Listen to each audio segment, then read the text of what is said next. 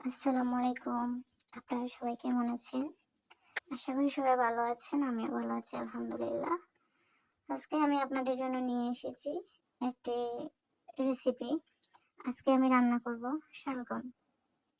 জানি না এটাকে আপনারা কি নামে সবাই জানেন বা চেনেন। আজকে আমি এটা কাটা পিস দিয়ে রান্না করব। আমি একটা পাতিল বসাইছি, তারপর এখানে পরিমাণ মতো সয়াবিন তেল দিয়ে পেঁয়াজ কুচি দিয়ে দিয়েছি। এখন ভালোভাবে নাড়াচাড়া করে পেঁয়াজের কালার বাদামি কালার হওয়ার পরে আমি এখানে পরিমাণ মতো সব মশলার উপকরণগুলো দিয়ে দিব। এখন আমার পেঁয়াজ মোটামুটি লাল হয়ে গেছে। এখন আমি এখানে হলুদের গুঁড়া দিব সামান্য পরিমাণে। তারপরে আমি এখানে দিব মরিচের গুঁড়া, পরিমাণ মতো লবণ দিয়ে দিব। তারপর নাড়াচাড়া করে কিছু পানি দিয়ে বাগারটাকে কষাই নিব। এর মধ্যে বাগার কষতে কষতে আপনাদের সাথে আমি একটু আলোচনা করে নিই। আপনারা আমার ভিডিওটা স্কিপ না করে দেখবেন দয়া করে। আমার ভিডিও ভালো লাগলে লাইক শেয়ার কমেন্ট করবেন।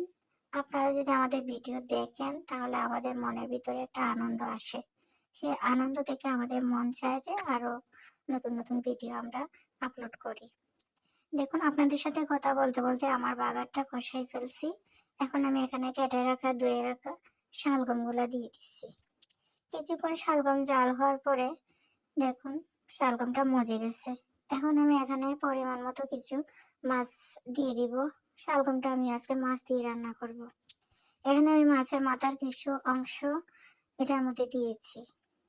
আবারও আমি জাল করে নিচ্ছি। কিছুক্ষণ পরে আমি এটার মধ্যে একটু ঝোল দিয়ে দিব। যেহেতু শালগমগুলো শক্ত থাকে, একটু পানি দিতে হয়। দেখুন, আমি পরিমাণ মতো কিছু পানি দিয়েছি। দেওয়ার পরে আমি আরো 5-10 মিনিটের মতো জাল করে নিলাম। এখন মোটামুটি আমার শালগমটা হয়ে গেছে। আমি এখানে ধনিয়া পাতা দিয়ে দিব। ধনিয়া পাতা দিলে শালগমে অনেক স্বাদ আসে, ঘ্রাণ বের হয়। এটা দেশি ধনিয়া পাতা আমি দিয়ে দিলাম। দেওয়ার পরে আমি আরো 2 মিনিট জাল করে নিব। আপনারা সবাই আমার ভিডিও দেখবেন। আশা করি আমার ভিডিও আপনাদের ভালো লাগবে। দেখুন আমার শালগমের কালারটা কি সুন্দর আসছে। সবাই ভালো থাকবেন। আল্লাহ হাফিজ।